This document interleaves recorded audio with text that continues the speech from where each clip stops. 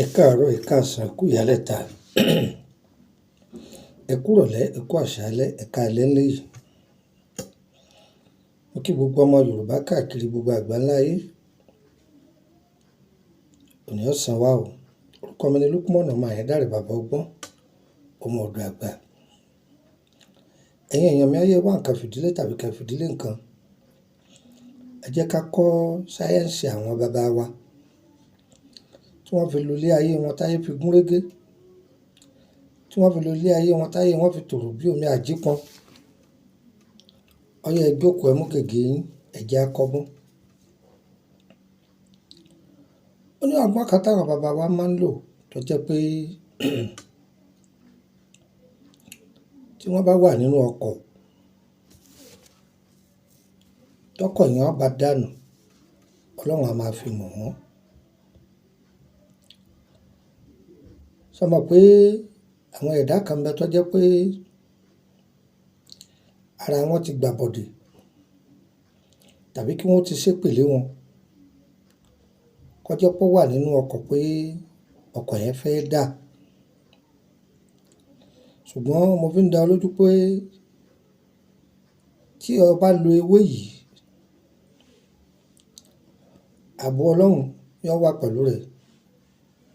Gbogbo ohun yòówù tí ó bá ṣẹlẹ̀, ìwọ ó bọ́ lẹ́nà kí nǹkan aburú tí ó bá ṣẹlẹ̀ ó tó ṣẹlẹ̀.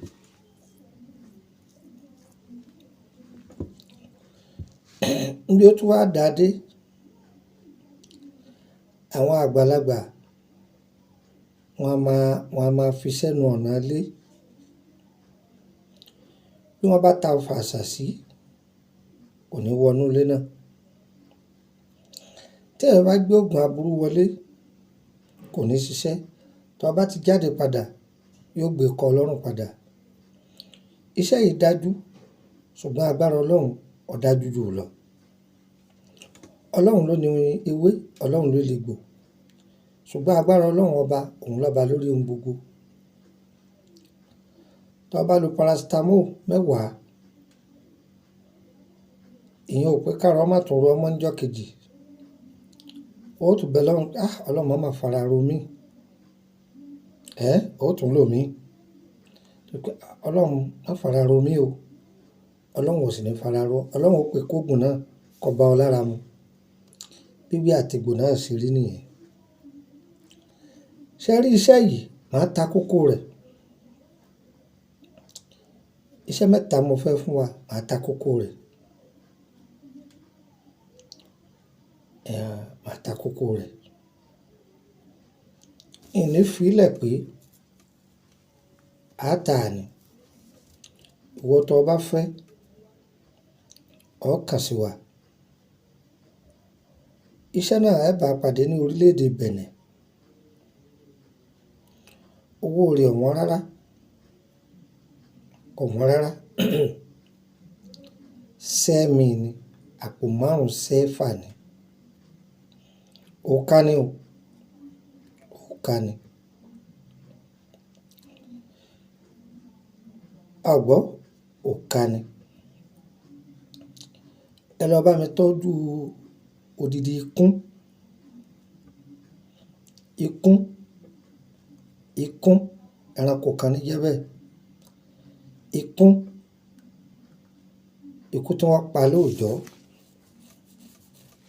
Níjọ́ tẹ fẹ́ ṣe iṣẹ́ yìí, níjọ́ náà là á jáwé rẹ̀ o.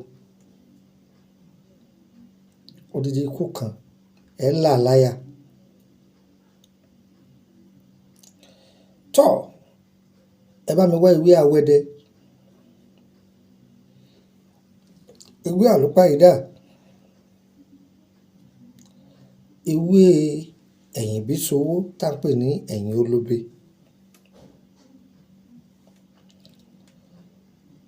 Lábà parí iṣẹ́ yìí. Tá bá ti parí iṣẹ́ yìí, tá jú ewé yìí àtàwọn nǹkan tá fi kún, tá parí ẹ̀ tán. Inú ikún yìí là á parí ẹ̀ sí. Táwọn àgbàlagbà bá parí ẹ̀ sínú ikún tán, ó níbi tí wọ́n tọ́jú ẹ̀ sí. Ó sì ní iye ọjọ́ tí ó kà. tó bá ti lo iye ọjọ́ ìpé ó ti parí, òkà ti jáde nìyẹn. Bí tó bá fi sí ọ̀dà yìí ọ̀wọ̀ wíwá ń bẹ lára rẹ ni ó fi sára ọkọ̀ ni abẹ́rẹ́ ọlọ́kọ́ náà okùn tó dí o. Ọ̀wọ̀ tó dájú ni, ọ̀wọ̀ tó dájú ni.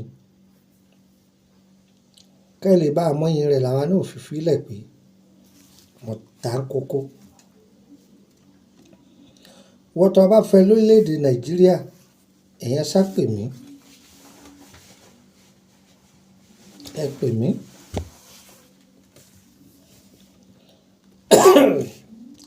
Àpò 5 sẹ́fà ni. Ọmọ àpapọ̀ 5 sẹ́fà tá a bá ṣe sí náírà 10,000 ló jẹ́. Kódà ó tún lé. Price ìlú kọ̀ọ̀kan ò ní papọ̀ mọ́ra wọn, àbí country kọ̀ọ̀kan ò ní papọ̀ mọ́ra wọn. Ẹ gbọ́, àpò 5 lára Benin ó fi rà á, Burkina ní, Niger ní, Cameroon ní, Burkina Faso, Côte d'Ivoire iye kan náà wọ́n fi rà á. Sẹ́mi ni. Bí yẹn ṣe jẹ́ nìyẹn. Ìwọ tó bá fẹ́ wọ́n ṣàpè nọ́mbà mi +2348032983298 +2348032983298 gba kásí +2348133155111 +2348133155111. Ẹ bá ti pe nọ́mbà yìí dàrẹ́tì tí ọ̀rọ̀ mi ò sí lórílẹ̀‐èdè Nàìjíríà ni. Mo ti wà lórílẹ̀‐èdè, ó lè jẹ́ Benin, ó lè jẹ́ Burkina Faso, ó lè jẹ́ Côte d'Ivoire. Ẹ bá ti bá mi sọ̀rọ̀ lórí WhatsApp Nàìjíríà, country tí n bá wà ní jìkà ẹ̀mọ̀. Ṣùgbọ́n lọ́wọ́ bí mo ṣe ń lọ yìí, Benin ni mo fẹ́ lọ. Ó ṣeé ṣe o kí n dé Togo o. Torí pé mo láníyàn àti dé Togo tẹ́lẹ̀. Ṣùgbọ́n mo ṣe ń lọ iṣẹ́ Benin ó pọ̀ díẹ̀ ńlẹ̀. Mo sì fẹ́ ká lọ clear rẹ̀. Mo sì rí nù ni. Nọ́mbà wo ni nọ́mbà Benin? Ẹ lè fi pè mí +22954651928 +22954651928 +22954651929. Níbo lọ̀dọ̀ mi lórílẹ̀‐èdè Benin? Côte d'Ivoire ní Cotonou, níbi Túndé Motors, ibi títí ń ta mọ́tò ní kìí ṣe ibi títí ń ṣèwé ọkọ̀ o. Níbi ẹ̀yìn ọjà Dégàkàn bí wọ́n ń ta àǹkẹ̀kẹ́, ibẹ̀ ni ọ̀dọ̀ mi. Ibẹ̀ ni ọ̀dọ̀ mi. Títí Dimash táwọn ò tí ń bọ̀ yìí, pẹ̀lú àánú Ọlọ́run, a ti máa fọhùn ní orílẹ̀‐èdè Benin lágbára Ọlọ́run. Ìyẹn dúró bẹ́ẹ̀. Wọ́n tó fẹ́ join WhatsApp group yìí oríṣi méjì ni. Private 10,000 naira ni wọ́n fi ń wọbẹ̀. Wọ́n tó bá wà lórílẹ̀‐èdè Benin 10,000 sefa ni. Wọ́n tó fẹ́ ṣe àwọn ètò tá a ti fílẹ̀ ti pẹ́ bọ́yá ọ̀rá yìí sí a lè bọ́ sí tó bá ti sanwó ẹ̀. Ẹlẹ́ẹ̀kẹta, wọ́n tó fẹ́ béèrè nípa ìrìn àjò rẹ, ó sanwó ni. Tàbí wọ́n tó fẹ́ pé àwọn iṣẹ́ kan kò yí ọ, o sì fẹ́ máa gbàgbọ́ yìí, àbí àwọn iṣẹ́ tá a ti fílẹ̀ ti pẹ́, o wá fẹ́ ṣe ọ̀sánfààní fún àti ṣe. Mo ti ṣàlàyé lẹ́ẹ̀kan, àbẹ̀ ṣe.